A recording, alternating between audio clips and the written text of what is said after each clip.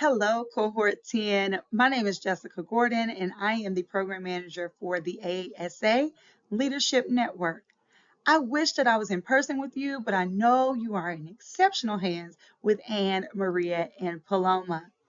Today's presentation is all about your capstone projects that will be worked on throughout the next 8 months of this academy and will be presented in May of 2025. As a fellow educator, I started my career 20 years ago as a pre-service education major at the University of North Carolina at Charlotte. Over, over these last 20 years, I've taught middle school, I've trained many teachers on science education, I've earned my master's of education, and my latest position within the 18th largest school district in this country had me serving as the Director of Leadership Development. And over these 20 years, I know that the majority of us get into this profession to better the lives and the futures of our students. And I know you to be in that majority, or you would not have applied for this academy. So I am inspired and excited to join you on your journey. I know that your capstone projects will be meaningfully impactful to students across this country. So as you do this work, please remember to focus on your own why. Maria and Ann and I do not want this to be another check on a list, but for you to really consider what problem of practice you can dig deeply into and give solutions that might eventually be implemented in a district somewhere in the country.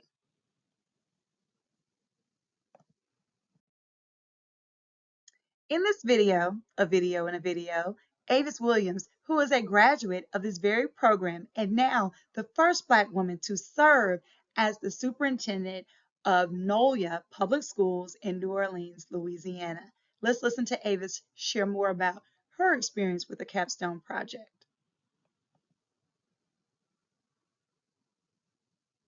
I would add that take it seriously, especially the capstone project piece, because when I was in the academy, we were grappling with what do we want to do for a capstone. And, we did some brainstorming and we landed on creating an aspiring leaders academy, creating a leadership pipeline. And we did. And coincidentally, we decided that Selma would be the school district that we would use. And so before I left Selma, we were starting cohort 4 of our Aspiring Leaders Academy. And it was truly building a leadership pipeline. It was real. So take seriously the opportunity to find out what your needs are, to do something new, to learn something new, and to engage with your colleagues as well as the mentors and the instructors so that you can do some true problem solving. And I like. So as we consider Avis Williams and many other graduates of the Urban Superintendents Academy, this work is important. Your capstone could very well be implemented in a school district, and as Avis mentioned, she was already on her 4th rendition of that program in Selma. So your capstone project is a culminating project, and it's designed to enhance your preparation to become the superintendent of that urban district that you would like to serve in. The capstone requires each of you to delve into one or more key leadership areas. So you have to choose one, but if the work blends in multiples, that is okay. So the first one, instructional leadership. This could be around curriculum and student outcomes. Secondly, operational leadership. This could be with the budget or managing any resources. And third, community leadership. So relationships with your school board, relationships with the community at large. Some of them may blend, but you do have to at least choose one key leadership area. And if they blend, that's no issue. Even better, we know that things do blend within our work.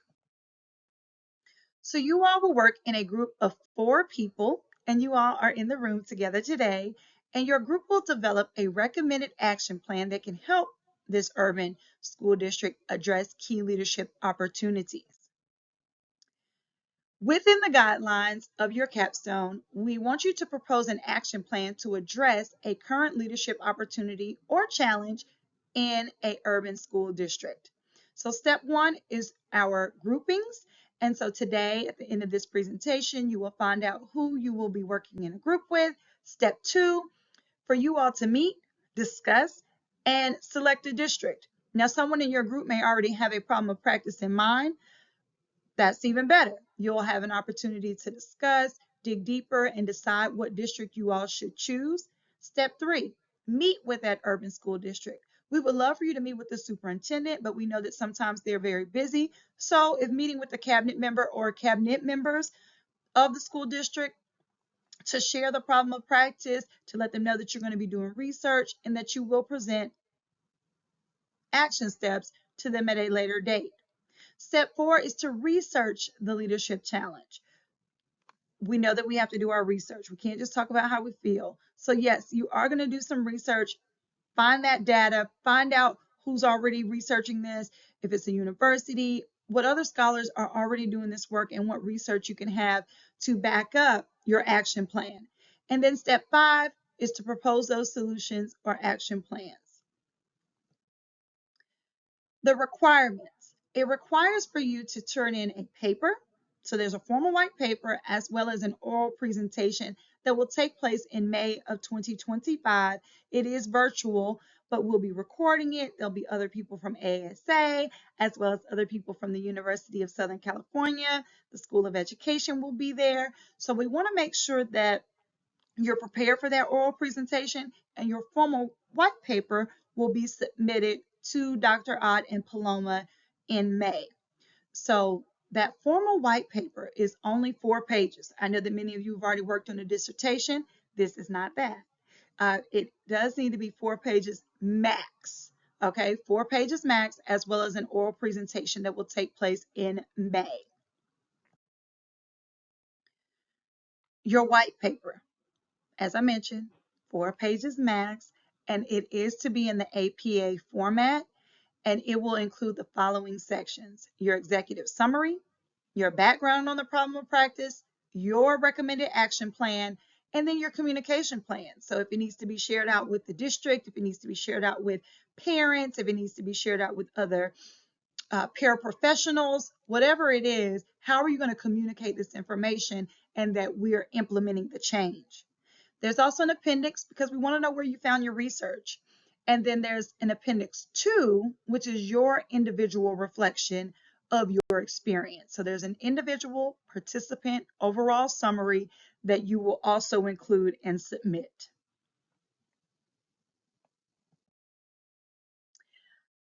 Here are your groups. I'm going to stay on this page for a moment for you to take a picture.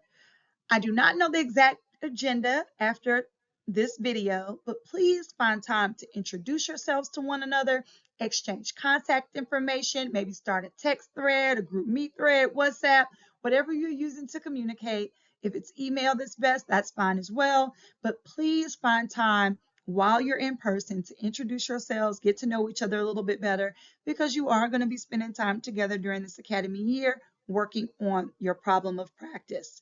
So there are 5 groups within Cohort 10. There are 4 of you in each group. If anyone was left off, please send me an email to jgordon@aasa.org, and I will make that update very easily, and we may end up with 5 people in a group. Okay, so please send me that information if anything needs to be changed, as well as you can talk to Anne or you can talk to Marie. Lastly, I look forward to learning alongside you this year. Please remember to lead your work with your why. This may begin as just a capstone project, but your time and energy could potentially make a huge difference for students, teachers, and our communities at large.